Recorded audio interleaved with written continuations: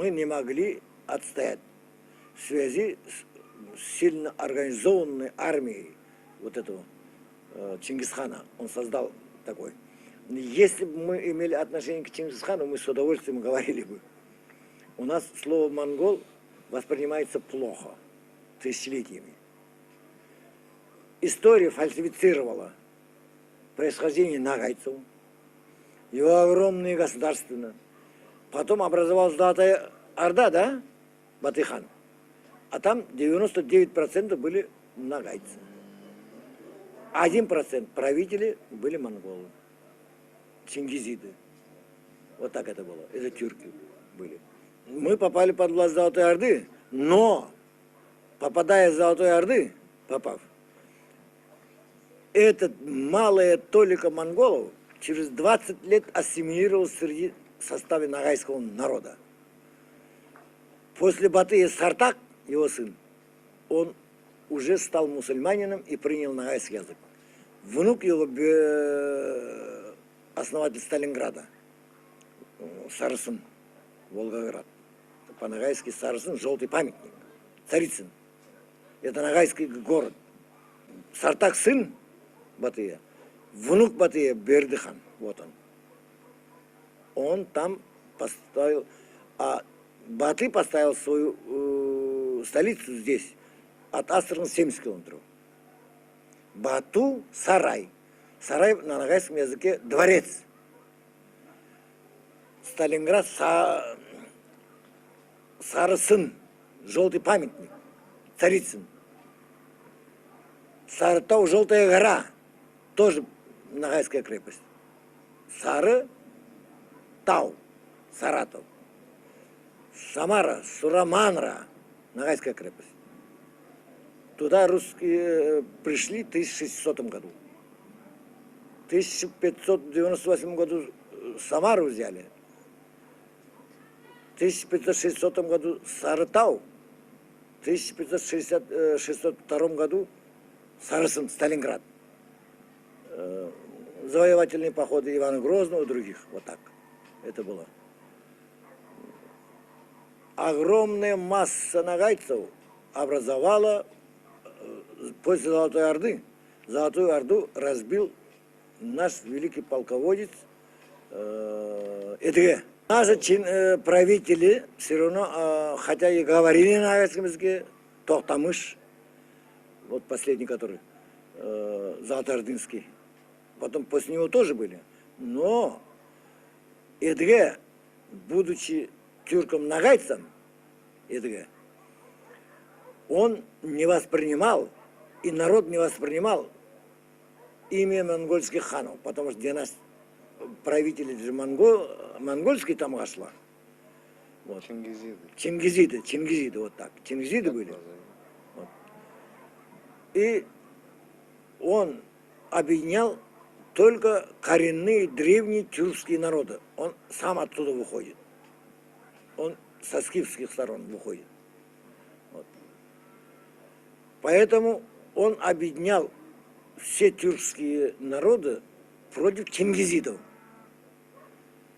Ну, безусловно, за владение престолом, другой, третий.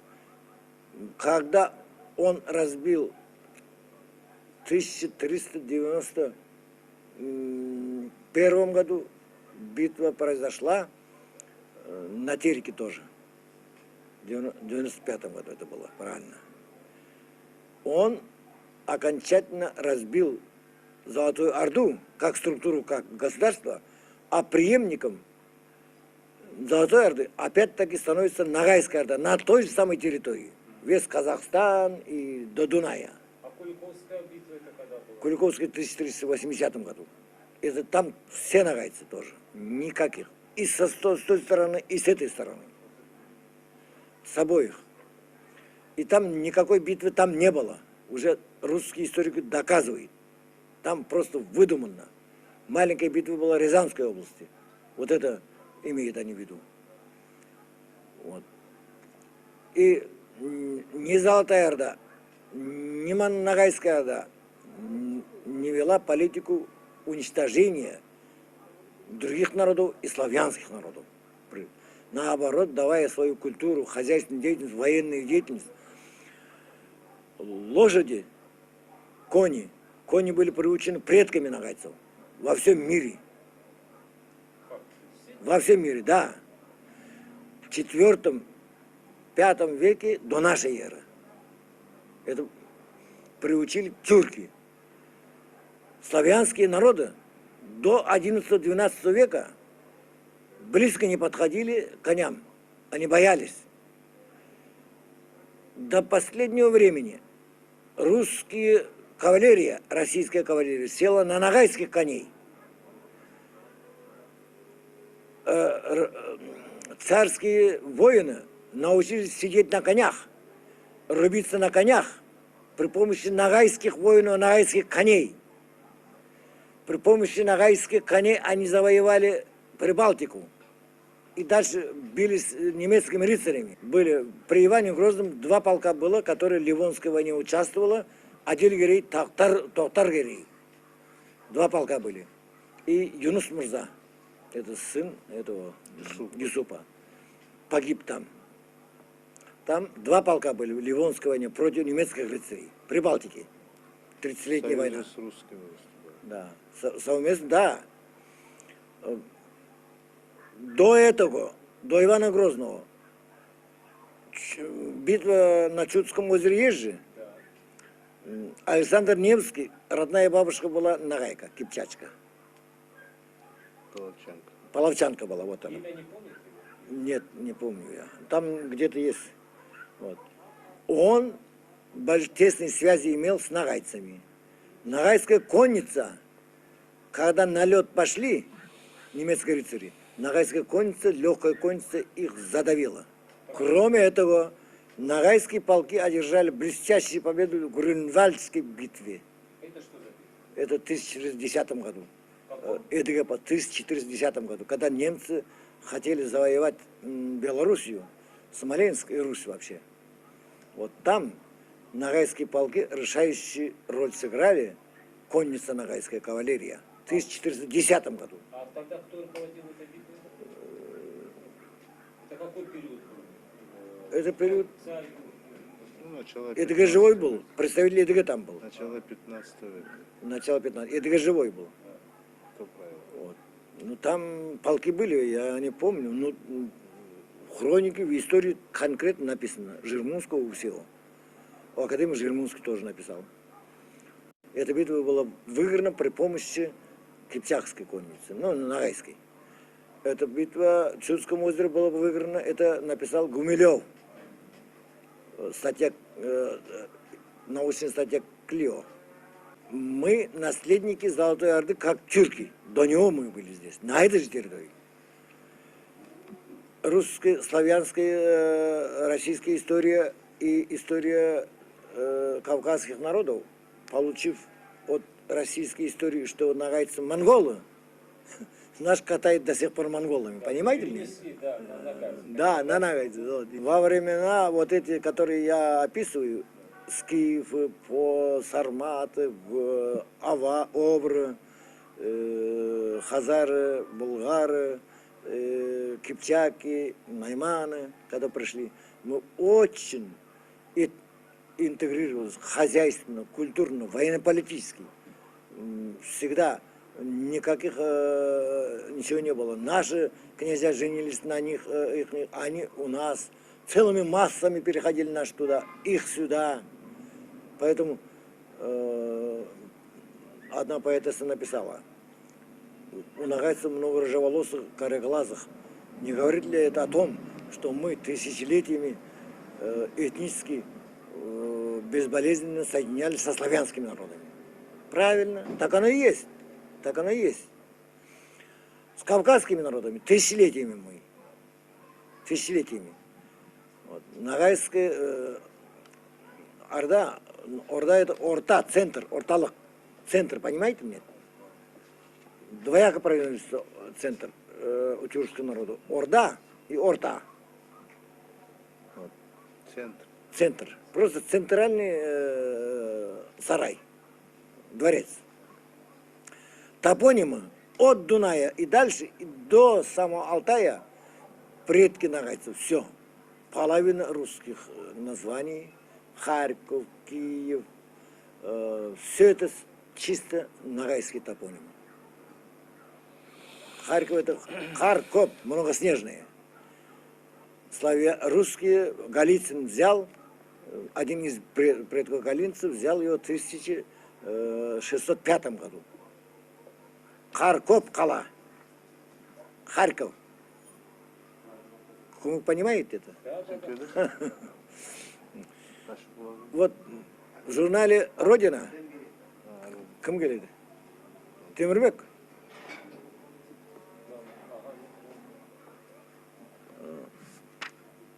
В журнале «Родина» там написано топонимы степных народов. 110 крупных городов сегодня российских, крупных городов и местностей называется топонимы нагайские. Ростов. Ростов, Астана.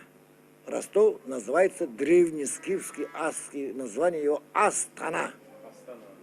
Ростов. Астана Кала. Азов. Его Екатерина Ивановна завоевала в 1768 году, переименовала светлым именем эту крепость. Азов это Ас. Азов тоже. Да, Асовский. Сохранить. Еще какой город? Сейчас скажу. Киев это зять. Киев. То есть это тюркское имя? Киев? Да, тюркский. Предка нагайца нагайская. Потому что первым стояли предка нагайцы, нагайцы это. Тысячи слов русских это произошли, именно они восприняли у нагайцев. Тысячи слов. Он знает это. И сегодня Мамай-хан, именем которого называется Курган Мамая. Курган тоже нагайское слово. Холомон Курган. Строил для царя. Наши предки хоронили в больших курганах. Руками строили. Вот умирал князь хан. Вот для него насыпи делали. Насыпи делали и под ним хранили. Каждый курган у нас, большие высокие курганы есть, это могильные. Начиная со скифских племен, половецких племен, все наше это. Крым весь целиком нагайский. Никаких татар не было там. Потом приписали их. Потому что южный берег Крыма смешался с греками, итальянцами и кавказскими народами, но сохранили язык нагайский и турецкий смешанный. Ялта. Сюда. Север весь нагайцы сегодня. Все они нагайцы. Керчь нагайцы, Феодосия нагайцы, Бахчисарай нагайцы, Симферополь нагайцы, Джанкой нагайцы. Эдыге вышел огромной своей армией. Он был главнокомандующим Золотой Орды тогда. Хан уставил, снимал временно, пока все Золотой Орды правил он. Золотой Орды фактически уже не было. На реке Ворскле, под Воронежем, в 1499 году произошла битва на реке. Молодой хан Витов кричит: сдайся, ты моложе меня, уходи, или сдайся полностью. Тот испугался. В это время подошел Эдге и говорит: ты старше его, а я старше тебя. Никуда наши войска не отступит, Эдге говорит. И он нанес сокрушительное поражение Витов еле спасся бегством. 74 князя польских, литовских, немецких попали в плен и были убиты под Ворсклой. Вот какая помощь, союзническая помощь была Эдге Московскому княжеству русскому. Он основал государство нагайское. Эдге, когда с Московской Русью у них разлад был, да? В 1408 году у нагайского государства было постоянное войско 200 тысяч, постоянное, конница. Он с 200-тысячной конницей пошел на Москву окружил, восстановил под дань, которая Золотая Орда была же, в таком же размере восстановил по всем русским княжествам. Дмитрий Донской, который пишет, хвалит, да, он ушел на северную сторону, не принял битву. Эдге в 1408 году. В 1408 году. Об этом очень конкретно написал наш друг, которого я знаю, и он знает, Трепавлов Вадим Винцерович. Сейчас зам историка Института истории Академии наук России. Ну, обложил данью Русь. Русь начал платить дань полностью, все княжества стали вассальной зависимости от Ногайской Орды. И Русь поставил назад опять вассальную зависимость, да, от Ногайской Орды. И вот про коней я говорил, отсюда брали коней. Ногайские ханы гнали в Москву по 50 тысяч голов. Где Симонов монастырь, там останавливались. Когда Ногайская конница посольство шла, вся Москва знала. Топот, крик, шум, пыль на арбах. Останавливались там. Для княжеского двора отбирали лучше коней, потом другие среднего достатка, потом остальные продавали. Ногайская, отдельная порода ногайских коней. Они отличаются от монгольского, выше монгольского. Сейчас она есть, эта порода? Порода от нас кабардинцы взяли они. И часть карачаевцев, теперь кабардинская порода называется. Вот. Там один историк пишет, так, ногайские кони неладно шито, некрасиво, да? Очень выносливо. 1000 верст могут они скакать. Ахалтекинские стройные, тонконогие. А это? Наши немножко шерсть есть, длиннохвостые. Немножко выше монгольского, намного выше, но он для сражений, для битвы. Пошире кости, Да, помощнее. да. Это были ногайские кони. А она как в боях вся показала, Везде. При помощи этих коней Россия разбила немцев Прибалтику именно ногайских коней. Московская Русь, воины не могли садиться на коней, научили наши. Биться саблями наши научили. Они пешие были всегда. Всегда они пешие были. Вот. И если кони болеют, то брали от ногайцев лечить туда. Когда наш князь требовал, возврати моего коневода, который лечит коней, те писали, пришлите нам другого тогда, иначе не пришлем. Потому что мы лечить коней не можем. То нос, то другой болеет же коней. Только ногайцы могли. у русских не было коней. Не было. И овец не было тоже. Не было. Первый Эдге, основатель Ногайского государства. Второй Нуридин, третий Охас, четвертый, я маршруту, он Мусаби, от Муса, это Юсуп Муса, Юсуп, да. Юсуп. Исмаил. Так, потом Исмаил тоже, он национальный характер, законопослушный, конституции в любое время верный государству, Традиция. воин. В таком положении он нагайц вообще по характеру из-под тишка и сзади не бьет. Он, если поставить на войну, он идет прямо. Никогда себя не прикрывает другими. Потому что генетически тысячелетиями заложено у него психология воина. Генетический код. Да, генетические корни такие.